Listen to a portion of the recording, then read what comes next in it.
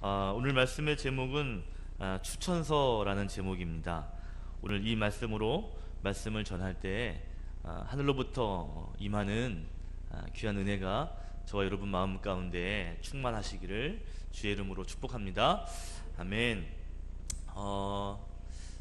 제가 교회 일을 하다 보면요, 가끔 이제 추천서를 써 주어야 할 때가 있습니다. 그러니까 회사는 별로 추천서가 필요 없거든요. 아무래도 뭐 그분의 능력들을 뭐 이렇게 보면 되니까요. 그런데 교회 같은 곳은요, 사실 이력서 한 장만으로 알 수가 없어요. 또 자기소개서만으로도 알 수가 없습니다. 그래서 누군가의 추천서를 필요로 할 때가 있거든요. 조금만 좀 줄여주실래요? 1번, 2번 조금만. 그래서 때로는 이제 부교역자로 갈 때 있잖아요. 뭐 이제 뭐 부목사라든지 뭐 전도사라든지 이렇게 교회에 있다가 다른 곳으로 가게 되면 이제 그분 이력만으로는 알 수 없으니까 사역을 잘했는지 못했는지 알 수 없잖아요. 또 성품도 이게 이력서에 나오는 게 아니잖아요. 교회 같은 것들은 교훈 굉장히 이런 성품이나 이런 것들이 중요한 곳인데 그러다 보니까 이제 그 사람을 잘 아는 누군가에게 추천서를 받게 되죠. 그러니까 이력서 같은 경우도 그 사람의 속내를 알 수 그런 성품을 알 수 없고요. 자기 소개서만으로도 어떻게 보면 객관성이 없는 것이기 때문에 그 사람을 다 알 수 없거든요. 그래서 어떤 선교 단체든지 또 교회든지 이러한 곳에는요, 담임 목사님의 추천서를 좀 가져와라 이럴 때가 교회 안에는 있습니다. 그래서 이제 추천서를 이제 써주거든요. 제가 추천서 쓸 때는 보통 이렇게 써요. 제가 이 사람을 당신에게, 당신 교회에, 당신 선교지에 추천합니다. 제가 추천을 하는 이유는 이분의 이러이러한 장점이 있기 때문에 아마 그곳에 추천합니다. 이렇게 이제 쓰죠. 그래서 마지막에 이렇게 쓰죠. 이분이 그곳에서 일을 하게 된다면, 또 뭐 공부하게 된다면, 함께 하게 된다면 아마 이 사람은 굉장히 일을 잘할 겁니다. 이 사람은 꼭 그곳에 필요한 사람이 맞습니다. 그러니 써보시면, 채용하시면 후회하지 않습니다. 뭐 이런 이제 이야기를 쓰겠죠. 그래서 동역적으로 함께 일해 보십시오. 좋을 겁니다. 이런 이제 추천서를 쓰게 되는 겁니다. 추천서에는 여러 가지 기능이 있어요. 무슨 기능이냐면, 이 사람을 본 적이 없지만 제가 이 사람을 책임지겠습니다. 그러니까 이 사람 한번 써보십시오라고 하는. 그러니까 추천서 한 장은요, 그냥 뭐 이 사람 장점 단점만 쓰는 것이 아니라요, 추천서 안에는 그 추천해주는 사람의 보증이 담겨 있는 거잖아요. 내가 보증합니다, 이 사람. 이것이 그 안의 기능이죠. 만약에 추천서를 받았는데 추천해준 사람이 별로 내키는 사람이 아니에요. 추천서를 잘 썼는데 보니까 너무 잘 써, 너무 좋아요. 근데 그분을 보니까 믿을 만한 사람이 아니에요. 그러면 추천서는 의미가 없거든요. 효력이 없죠. 그러니까 추천서는 어떻게 보면 굉장히 믿을 만한 사람, 뭐 유명한 사람 탁 말해도 야, 이분 알지, 그러면 이 사람이 추천했습니다, 그러면 벌써 탁 신뢰가 가는 거예요. 그렇지 않겠어요? 이게 추천서의 능력인데, 뭐냐면 추천서 한 장을 통해서 결국에는 내가 이 사람 잘 알지 못하지만 이 사람 믿을만 하구나 하는 믿음, 신뢰를 얻게 하는 이러한 능력이 추천서 안에 있는 것이죠. 그래서 추천서는요, 아무나 막 써주면 될까요, 안 될까요? 안 되죠. 그리고 거짓말을 쓰면 돼요, 안 돼요? 안 돼요. 큰일 나요. 왜냐면 나중에 다 뽀록이 나요. 다 한 6개월 이상, 1년 이상 지나면 벌써 다 알아요. 다 알아요. 여러분, 추천한다는 건요, 그 사람에게 이렇게 추천합니다 그러면 정말 욕먹지 않도록, 그죠? 객관성 있게 써주어야 합니다. 만약에 추천서를 써주었는데 만약에 그 추천서만큼 그 사람의 모습이 드러나지 않는다면 추천해준 사람이 욕먹어요. 그러지 않겠어요? 그래서 추천서를 써주는 게 쉬운 거예요, 쉽지 않은 거예요? 쉽진 않은 거예요. 그런데 추천서를 가지고 가는 사람 입장에서는 도움이 될까요, 안 될까요? 도움이 되겠어요, 안 되겠어요? 도움이 되죠. 그렇지 않겠어요? 좋은 추천서 한 장을 딱 받아가지고 가면요, 이 사람 좀 이거 긴가민가 할 때 추천서 한 장이 그 사람에게 신뢰를 준단 말이에요. 왜? 이 추천서를 써주는 사람이 보증하기 때문에, 책임진다는 말이기 때문에 이 추천서라는 개념은요, 굉장히 신뢰를 주는 그런 문서라고 할 수가 있습니다. 자, 오늘요 고린도 후서, 사도 바울이 고린도에 편지한 게 고린도 후서인데 두 번째 편지거든요. 사도 바울이 고린도 교회에 편지할 수밖에 없는 몇 가지 이유가 있는데, 그 중에 한 가지가 뭐가 있었는가 하면요, 고린도 교회에 그러니까 이단들, 때로는 또 바울을 험담하는 사람들, 그러니까 바울이 사도가 아니다, 바울은 안 좋다, 이렇게 바라보는 사람들이 더러 있었거든요. 왜냐하면 유대인들 같은 경우는 그랬어요. 왜냐하면 바울이 이방인들을 전도하는데 믿음으로 천국 간다 이러면서 율법, 할례 이런 것들을 무시하다 보니까, 그러니까 무시한 건 아니지만 그런 것들 믿음을 강조하다 보니까 유대인들은 전통으로 가지고 왔던 그런 것들이 무시되는 게 싫은 거예요. 특별히 율법주의자들 같은 경우에는요, 사도 바울이 굉장히 불편한 겁니다. 그래가지고 이 사람들이 특별히 이렇게 막 이렇게 좌파 우파가 있다면 막 그런 막 강한 사람도 있잖아요. 막 행동파들은요 바울을 죽이려고 하는 사람도 있고요. 바울을 계속 비방하는 거예요. 그런데 오늘 고린도 교회에도 그런 사람들이 들어가서 고린도 교회 사람들에게 이야기하는 거예요. 사도 바울은 사도가 아니야. 무슨 사도 바울이 그래? 사도 바울 과거가 어땠는지 알아? 사도 바울을 자꾸 비방하는 거예요. 결국에는 사람들이 자꾸 그 얘기를 듣다 보면 어떻게 되겠어요? 자꾸 험담하다 보면 어떻게 되겠어요? 진짜 그런가?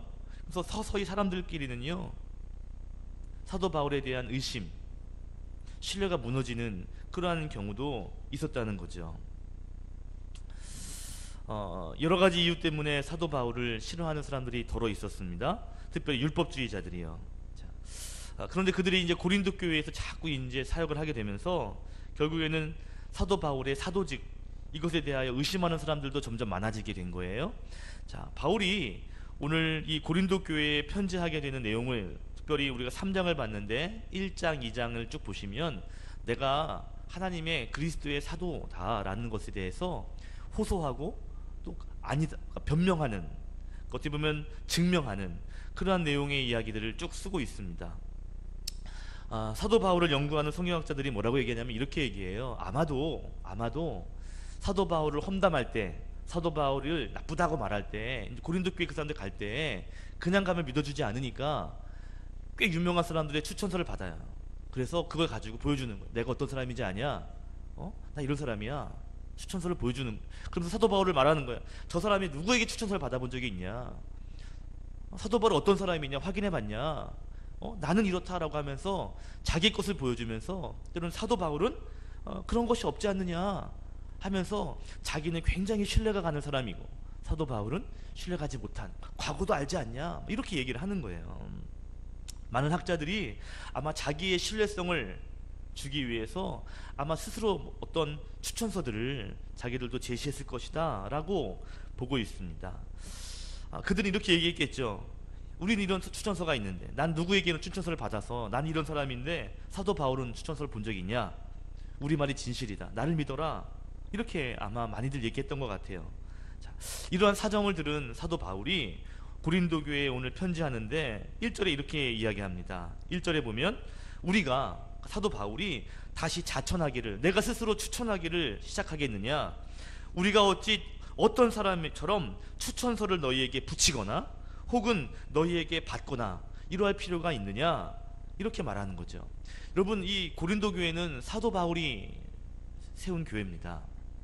1년 6개월 동안 고린도에 머물면서 이 고린도 교회를 세우고 부흥시켰던 그게 바울이거든요.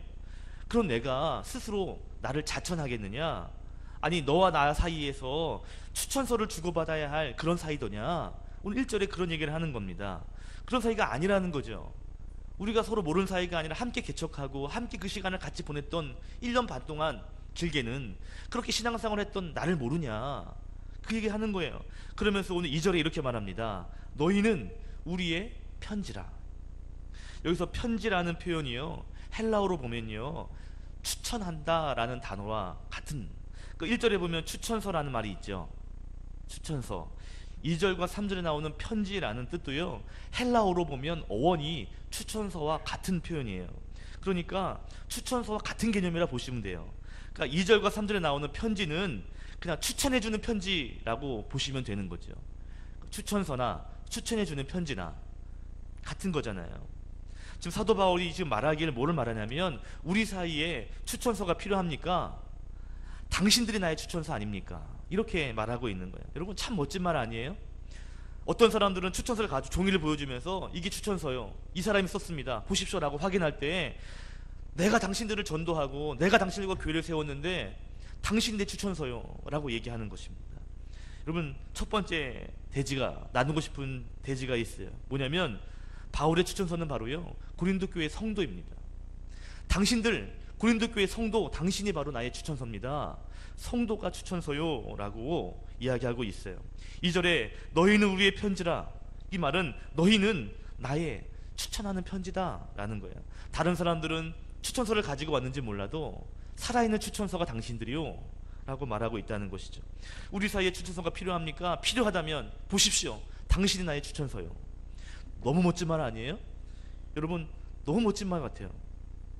추천서는요, 그 사람을 보증해주는 기능을 한다 그랬어요. 그죠? 추천서가 그거잖아요. 나를 알지 못하지만 추천서를 통해서 보십시오, 이 사람이 나를 이렇게 얘기합니다, 내가 이런 사람입니다 라고 말해주는 거잖아요. 그 말해주는 게 당신들이라는 거야. 나 때문에 당신들 복음을 알게 되고 교회를 세웠고, 나 때문에 지금 이렇게 신앙생활하고 있는 당신들 그 모습이 나에게는 그것이 추천서요. 당신을 보면 내가 어떤 사도인지 아는 것 아닙니까? 이 얘기를 거침없이 하고 있는 거예요. 여러분, 이 사도 바울에게 있어서 고린도 교회, 그리고 고린도 교회의 성도들은요, 다른 교회도 물론 그렇겠지만 제가 볼 때는 조금 더 특별하다고 보여요. 왜냐면요, 물론 사도 바울이 전도하고 그래가지고 교회를 세운 것이기 때문에 특별하겠죠. 그렇죠. 그냥 교회 안에서 그냥 만난 사람들보다는 내가 전도해가지고 교회의 구성원이 됐으면 그 사람은 얼마나 더 특별하겠어요. 그런데 그것 말고도 더 특별한 조금 더 사연이 있어요. 그게 뭐냐면요, 바로 사도행전 18장을 보시면 이 사도 바울이 이 고린도 교회, 고린도로 오게 된 그 배경이 나옵니다.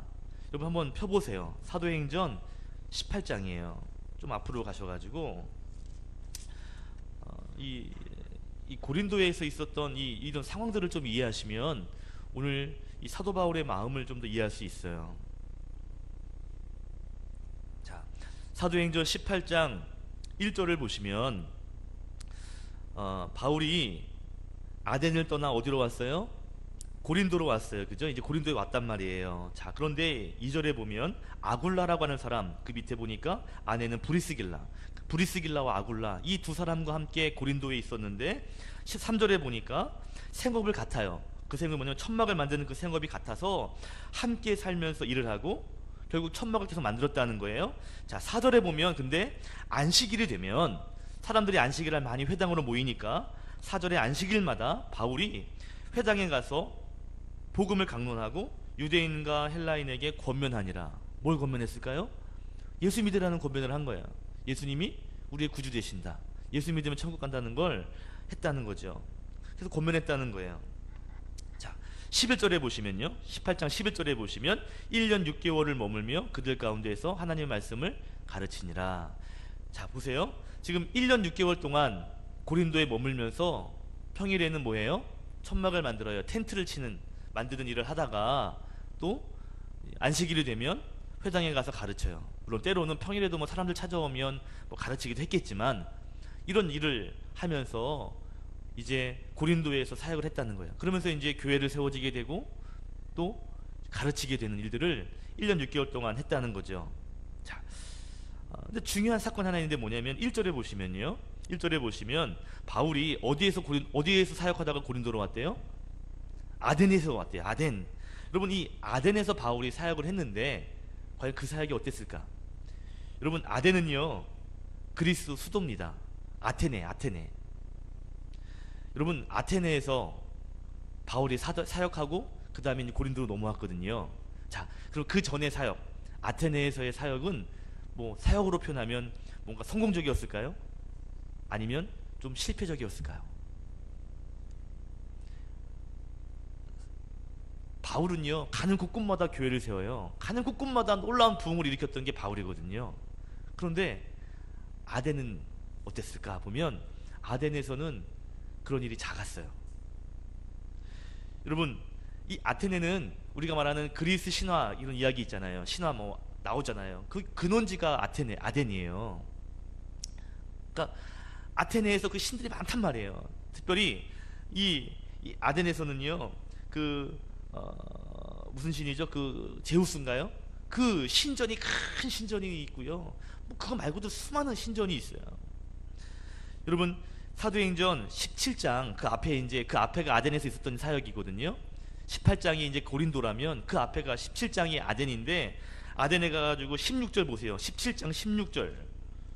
17장 16절 보면 바울이 뭐라고 그래요? 바울이 아덴에서 그들을 기다리며, 사역자들 기다리는데 그 성에 뭐가 가득해요? 우상이 가득해가지고 마음이 격분했다고 그랬어요. 얼마나 우상이 많은지 바울이 막 흥분한 거야. 막 저 우상들 저거 막 화가 날 정도로 우상이 많았다 이 말이에요. 거기에다가 또 한 가지, 이 아덴이라는 곳이 어떤 곳이냐면 철학이 발달한 곳이에요. 뭐 철학자들 아시죠? 수많은 철학자들이 다 이 아덴에서. 그러니까 철학은 뭐예요? 논쟁하고 쟁론하는 일이에요. 네가 맞냐, 네가 옳으냐, 뭐냐, 이런 것들을 막 따지는데 사도 바울이 곳에 갑니다. 가가지고요, 사도 바울이 뭐 하냐면 그들과 쟁론해요. 네가 옳으냐, 내가 옳으냐, 내가 말하는 게 맞냐, 쟁론해요. 그런데 17장 여러분 32절 보십시오. 그러니까 네가 옳으냐, 내가 옳으냐 막 철학적으로 막 이야기하다가 결국에는 17장 여러분 32절 보세요. 그들이 죽은 자의 부활, 이거 바울이 말한 부활 아니에요. 바울이 말한 철학 아니에요. 그걸 들었더니 그들이 뭐라 그래요? 그들이 조롱했어요. 뭐냐, 그게 뭐냐, 이게 뭐냐. 여러분, 철학이 굉장히 발달했어요. 그 당시도요. 네가 말하는 논리가 뭐냐. 여러분, 보세요. 죽은 사람이 살아났어, 부활했어. 이게 사람들 이렇게 들리냐 이 말이에요. 이게 무슨 뭐냐 그게 막 이러면서 조롱했다니까요. 이게 이성으로 그들을 깨우쳐야 되는데 이게 설명이 안 되는 거예요. 예수님 죽었다가 너의 죄를 위해서 다 죽었어, 살아났어, 부활하셨어, 하나님의 아들이 이 땅에 왔어. 이게 그들 철학의 이 머리로는요 이해가 안 되는 거예요. 조롱거린 거예요. 뭔 소리하고 앉았냐, 이 말을 들었다는 거예요. 여러분 34절 보세요. 뭐라고 말하냐면 몇 사람이 그를 따라 가까이 오며 믿었다. 몇 사람이. 그러니까 아예 실패한 건 아니에요. 그죠? 몇 사람 믿었으니까. 아덴에서는요 엄청난 폭발적인 사역이 일어난 것이 아니에요. 그냥 몇 명. 그 몇 명도 굉장히 나중에 중요한 일을 하겠지만, 아무튼 전과 후를 비교했을 때 아덴의 사역은요 뭔가 대단한 사역이 일어나지가 않았단 말이에요. 몇 명. 자, 그런 마음을 가지고 오늘 고린도에 오게 된 거예요. 여러분, 이 사역들 그래요. 교회가요 잘 될 때는요 막 이게 힘이 납니다. 이게 벌써 이게 교인이 많아지고 뭐 하면요 벌써 기분이 좋아져요. 목사뿐만 아니라, 그죠? 장로님들 보세요. 안수에서 보세요. 교회에 성도들 많아지잖아요. 그럼 뭐 막 신이 납니다. 그런데 뭐 교회 안 좋은 얘기 듣고요, 뭐 사역이 안 됐다 그러면요 굉장히 힘들어요. 이게 같은 마음이거든요. 그럼 바울이 아덴에서 사역을 했는데 좋은 마음이었을까요? 안 좋은 마음이었을까요? 물론 뭐 조금의 열매도 있으면 감사하지만, 아덴은요 모든 사람이 평가하기로 사도 바울의 그런 로하오로 볼 때 어떻게 보면 대단한 사역이 일어난 곳이 아니에요. 이런 마음 가지고 어떻게 보면 쫓겨나듯이, 아덴에서 조롱받으며 쫓겨나듯이 지금 고린도에 왔단 말이에요. 자, 그런데 고린도에 와가지고 코가 쏙 빠졌단 말이에요. 지금 바울이 이거 안 된다, 이거 어떡하지, 야 이거 어떻게 내가, 이런 마음 가지고 지금 고린도에 왔단 말이에요. 코가 쏙 빠져서. 그래가지고 막 그 친구들하고 텐트 치면서 지금요 이러고 있는데, 고린도에서 이제 복음을 전할 거 아니에요. 근데 어떻게 됐을까요? 고린도에서는요, 고린도에서는 아덴과 다르게 놀라운 부흥을 맛보게 됩니다. 이 바울이요 그 전에는 철학적으로 이야기하고 설명하라고 했다가 나중에는요, 그 아덴 이후에는요 그냥 복음을 선포해요. 십자가, 니네가 이해하든 말든 십자가는 능력이야 이러면서 선포합니다. 십자가가 능력이야, 주님 우리의 하나님의 아들이셔, 그래서 막 선포하거든요. 이제 뒤집어지는 거예요, 사람들이요. 여러분 1년 6개월 동안 그렇게 사도 바울이 일했어요. 여러분 사도행전 18장 여러분 8절 한번 보실래요? 사도행전 18장 8절에 어떤 일이 일어난지 아세요? 8절에 보면 또 회당장 그리스도가 온 지방과 더불어 주를 믿으며 수많은 고린도 사람도 듣고 믿어 세례를 받더라. 아덴은 그렇지 않았어요. 근데 고린도에 와가지고 다시 복음이 능력을 경험하게 됩니다. 9절에는 어떤 일이 있었냐면 밤에 주님께서 환상 가운데 바울에게 말씀하셔요. 두려워하지 마라. 침묵하지 말고 말해라. 내가 너와 함께 있을 것이고 어떤 사람 너를 대적하지 못할 것이고 해롭게 할 자가 없을 것이다. 이는 이 성중에 내 백성이 많음이라. 이렇게 말씀하셨단 말이에요. 그 전에는요, 막 실패한 마음도 있고요, 막 두려운 마음도 있지 않겠어요? 여러분, 이게요, 한번 쿵 하면요, 이게 마음이 두려워져요. 그렇지 않겠어요? 아이, 못해 그러면 사람이 진짜 주눅 든다니까요. 그런데 하나님 나타나셔가지고 두려워하지 마라, 침묵하지 마라, 선포해라, 칭찬해 주십니다. 그렇게 11절에 보니까 1년 6개월 동안을 그렇게 했더니, 말씀을 가르쳤더니 교회가, 고린도 교회가 세워졌다 이 말이에요. 여러분, 바울에게 있어서 고린도 교회 그리고 그의 성도들은요, 어떻게 보면 내가 전도한 사람 이 정도로만 끝나는 게 아니라 허가 쑥 빠져가지고요, 나 못해, 두려워, 이럴 때 그 사람들을 통해서 더 힘을 얻고요, 어떻게 보면 다시 일어섬의 경험을 했던 곳이 이 고린도라고 하는 곳이었다 이 말이에요. 바울에게 고린도 교회와 고린도 성도는요, 더 특별한 어떤 의미가 있다라고 말할 수 있습니다. 그런데 시간이 지났어요. 그런데 그런 바울에게 바울 사도가 아니다, 바울은 별로 아니야, 이런 얘기들이 막 생겨나니까 기분이 좋겠어요, 안 좋겠어요? 바울 입장에서 보면 서운할 수도 있지 않겠어요? 그런데 바울이 말합니다. 나는 너희가 추천서야. 너희가 나의 추천서 아니냐 라고 말하는 거예요. 여러분, 수많은 사람들이 고린도 교회에서요, 바울을 오해하기도 했거든요. 근데 그 오해하고 있는 사람들에게 말하는 거예요. 왜 오해하냐 임마, 나 몰라? 이렇게 말하는 게 아니라 너희가 내 추천서야. 너희가 나의 추천서다. 당신들이 나의 추천서고 내가 사도임을 증명해주는 사람들이 바로 당신이야 라고 편지하고 있다는 것이죠. 여러분, 저는 이 바울의 고백이 굉장히 멋있는 고백 같아요. 야, 추천서 여기 있어. 야, 내가 추천서 내가 못 받을 줄 알아? 내가 어떤 사람인데, 이렇게 말하는 게 아니에요. 오해하고 그래도 험담하고 내가 전도해가지고 그렇게 했던 사람이 나를 오해할지라도 당신은 내 추천서야, 이 말을 할 수 있는 바울의 이 고백이요, 저는 굉장히 은혜가 되는 거예요. 여러분, 저와 여러분에게도 이러한 고백이 있었으면 좋겠습니다. 사람이 써주는 추천서가 아니라 나와 함께 신앙생활한 당신이 내 추천서입니다. 당신을 보면 내가 그리스도인인 걸 알 수 있잖아요.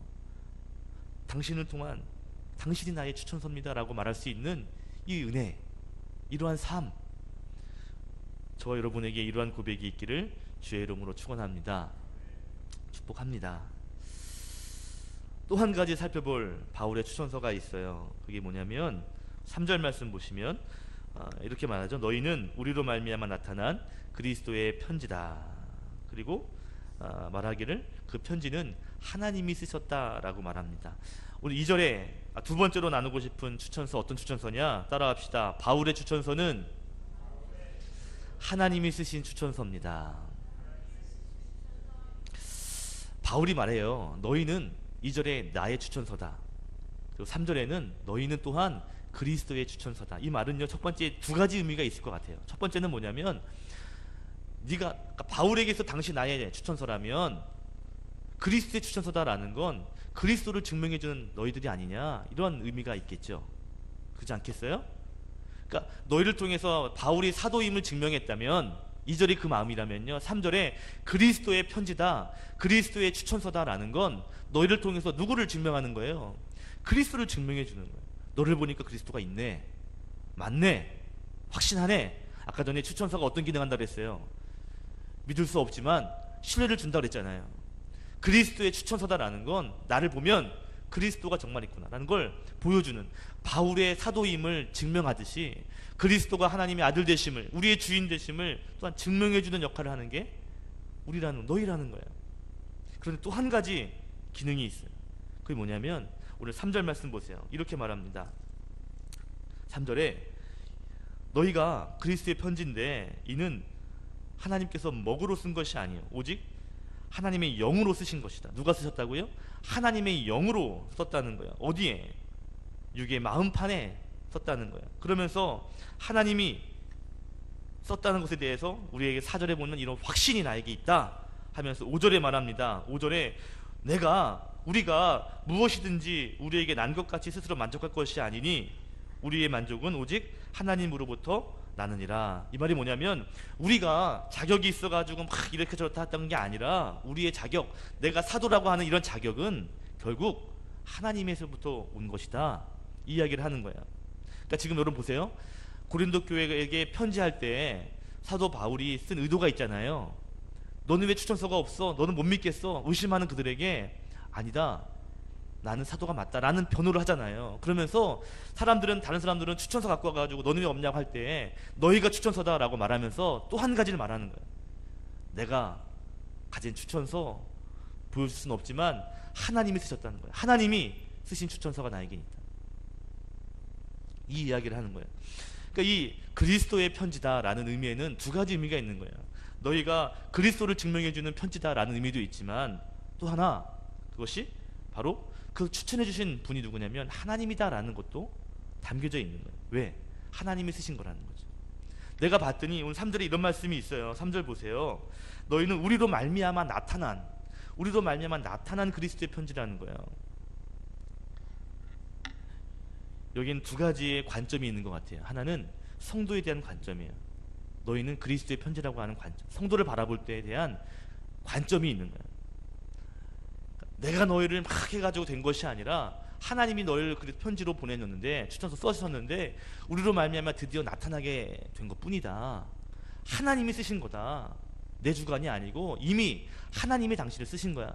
우리를 통해서 보여지게 된 것뿐이야 라고 말하는, 성도를 바라보는 관점을 찾을 수 있고요. 또 한 가지는 하나님의 관점을 볼 수 있어요. 하나님이 추천서를 써주시는 분이라는 거예요. 세상 사람들, 나를 험담하는 사람들이 유명한 사람들에게 추천서를 받아가지고 나를 비방할지는 모르지만 나는 하나님이 써주신 추천서가 있다. 바울은 이 고백을 하고 있는 것이죠. 여러분, 혹시 제가 질문 하나 드려볼게요. 혹시 여러분 가운데 교회를 오게 된, 예수를 믿게 된 동기가 하나님은 우리를 사랑하셔요. 그리고 하나님이 우리를 사랑해서 아들을 주셨어. 그분이 예수님인데 인간이 됐어. 그래가지고 우리의 죄를 다 짊어지고 십자가에 죽었어. 부활했어요. 딱 들으니까 맞다, 그러네, 할렐루야, 나 예수 믿겠습니다, 이래가지고 오신 분 계세요? 처음부터? 아마 그럼 별로 없을 거예요. 아마 대부분은 부모님이 가자, 따라와, 그래가지고 이렇게 끌려왔거나, 친구들이 보니까 친구 가자 그러고 그래? 가보니까 누가 오자 그러는데 괜찮은 것 같기도 하고, 이래가지고 그분 따라서 교회 온 거예요. 그래가지고 잘 모르는데 앉았는데 이런 얘기 듣고 저런 얘기 듣다가 보니까 믿음이 탁 생긴 거예요. 그래가지고 믿음이 생기고 보니까 그 말이 믿어지는 거예요. 여러분 경우는 어떠세요? 정말 신학적으로 그런 것들이 믿어져서 교회에 오신 분이 계셔요? 아니면 누군가를 쫓아서 오신 거예요? 그 시작은 어디예요? 아마 대부분은 누군가를 보고 오셨을 거예요. 그러지 않았을까요? 처음부터 하나님이 믿어져가지고요, 그래가지고 그렇구나, 머리를 깨달아지고 감동이 돼가지고, 그래가지고 믿음 생활을 시작하시는 분들은 아마 많이 없는 것 같아요. 대부분 누군가를 보고 오게 됩니다. 그리고 그러다 보니까 믿음이 생기는 거예요. 여러분, 우리는 누군가를 보고 왔어요. 하나님이 있는 걸 보고 온 것이 아니라 그 추천서인 그 사람을 보고 왔다, 이 말이에요. 그렇지 않아요? 네, 그 사람 보고 온 거예요. 하나님을 보지 못했어요. 예수 그리스도를 만나지 못했어요. 그런데 그 전에 그 사람을 보고 만난 거예요. 그 사람이 추천서가 되어서 그걸 보니까, 그래? 그 사람이 믿는 하나님? 그래? 계실지도 모르겠는데? 그렇게 보고 온 거 아니에요? 우리 아버지 어머니가 열심히 믿네? 왜 이렇게 믿지? 내 친구가 이렇게 믿네? 저분이 저렇게 신앙생활을 열심히 하시네? 진짜 뭐가 있나? 그분을 보고 오신 거 아니냐, 이 말이에요. 여러분, 우리는 누군가가 추천서가 되어가지고요, 그 추천서를 보고 온 거예요. 그리고 예수를 보게 된 거예요. 그런데요, 놀라운 건 또 누군가가 우리를 보며 우리를 추천서 삼아서 하나님을 믿으려 하는 사람들이 우리 주변에도 많이 있다, 이 말이죠. 저와 여러분이 정말 그리스도의 추천서가 되고 있는지 이건 굉장히 중요한 일입니다. 우리가 누군가를 바라보고 예수를 믿은 것처럼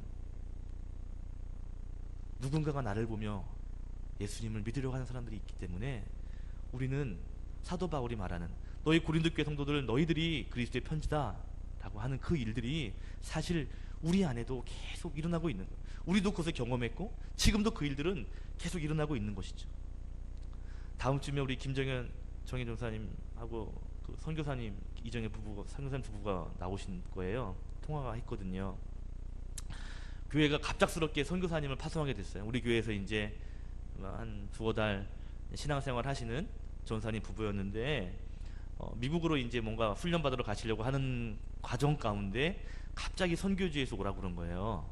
그래가지고 이제 원했던 선교지요. 뭐 여러 가지 관점에서 이제 사역이 하고 싶은 사역이니까 그곳에 갔는데 근데 이제 모르니까요. 이제 추천서를 필요한 거죠. 근데 추천서 써줘야 되는데 제가 이제 써준 거 아니겠어요. 근데 그 추천서에 감동이 되신 거예요. 제가 누군지 몰라요. 그분은 저를 몰라요. 통화한 적도 없어요. 근데 추천서만 보고 그 사람도 믿고 저도 믿고 추천서를 잘 썼다는 것이 아니라 추천서의 기능이 보면 추천서가 얼마나 귀한지 그 추천서를 통해서요 결국 그 사람도 믿게 하지만 추천서를 쓰게 된 그 사람도 믿을 수 있는 추천서가 그러한 기능을 하는 겁니다. 여러분 우리가 그리스도의 추천서다 편지다 라고 할 때요 내가 추천서가 잘 되잖아요. 그러면 추천서를 쓰신 분 누구라고 그랬어요? 하나님. 그분도 믿어지게 되는 야, 이렇게 보시는 분이 쓰신 분이라면 그래? 그분 믿을 수 있지.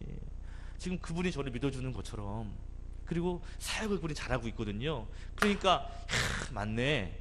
추천서가 맞네. 그 목사님 신뢰할 수 있네. 이렇게 되는 거예요. 그러지 않겠어요? 추천서 써줬는데 근데 이 사람이 추천서보다 더 잘해.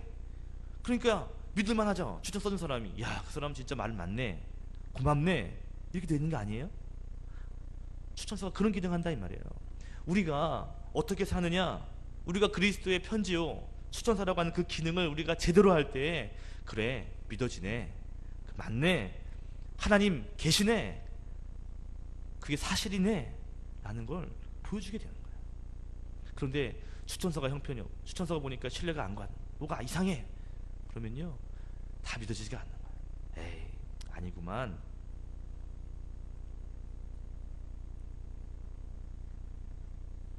저와 여러분이요 누군가를 바라볼 때 저분이 하나님의 추천서구나 라는 마음도 갖는 것 중요합니다. 내가 또한 누군가에게 그리스도의 추천서구나 하는 것도 너무 중요합니다. 또 한 가지 그것을 쓰신 분이 하나님이시구나 그분을 사용하시고 나를 사용하시는 그분 자체가 하나님이시구나 라는 것도 굉장히 중요한 것이죠. 여러분 내가 누군가에게 추천서가 될 수 있다는 것 기억하시고 그리스도의 좋은 추천서가 또 그리스도의 좋은 편지가 되실 수 있기를 예수 그리스도의 이름으로 축원드립니다. 아멘. 기도하겠습니다.